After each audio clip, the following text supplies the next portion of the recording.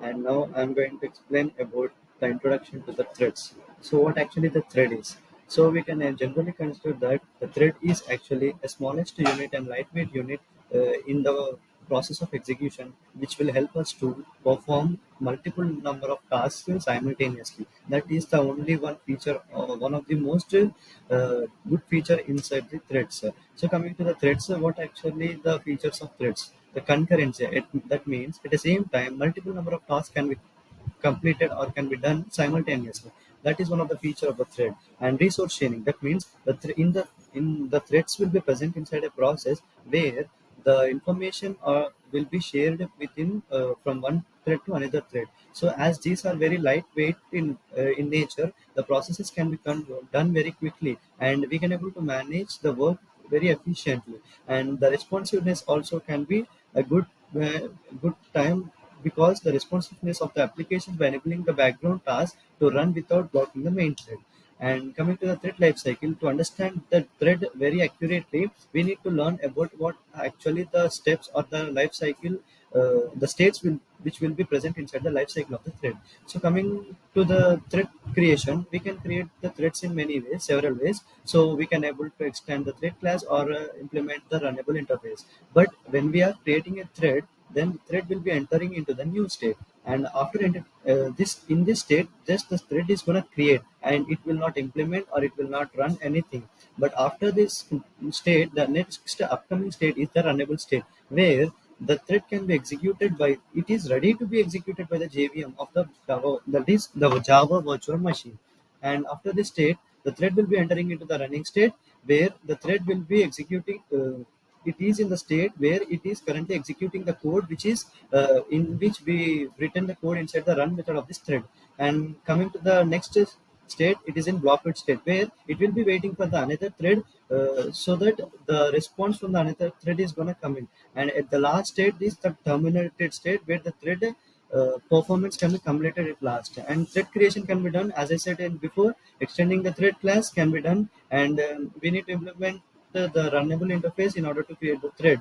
And in both of these methods, we need to edit or override the run method present in this thread.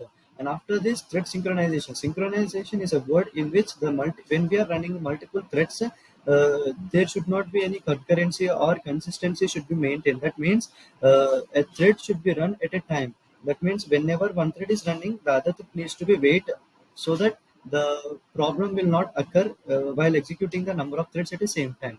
And what actually the deadlock and starvation means? Deadlock is nothing but when the two or more threads are being executed at the time, one thread needs to be waited for another thread to complete its execution.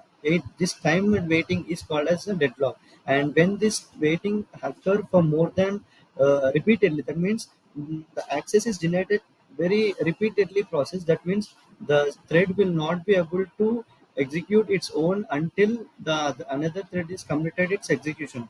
But in the starvation, throughout its lifetime, it's not going to execute.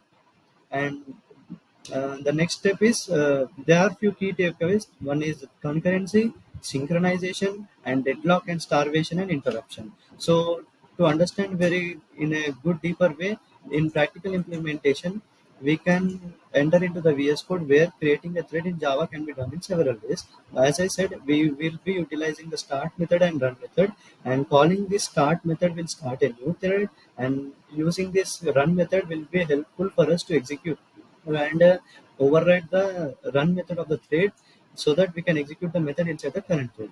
And the thread lifecycle, as I said before, it's going to have the five state: new, runnable, blocked waiting, timed waiting, and terminated. And understanding these states will help us to understand the behavior of the thread very effectively. And the program can be done in these two ways. One is the extending the thread class, and the other is by implementing the runnable interface. So when we use this thread, first initially I'm gonna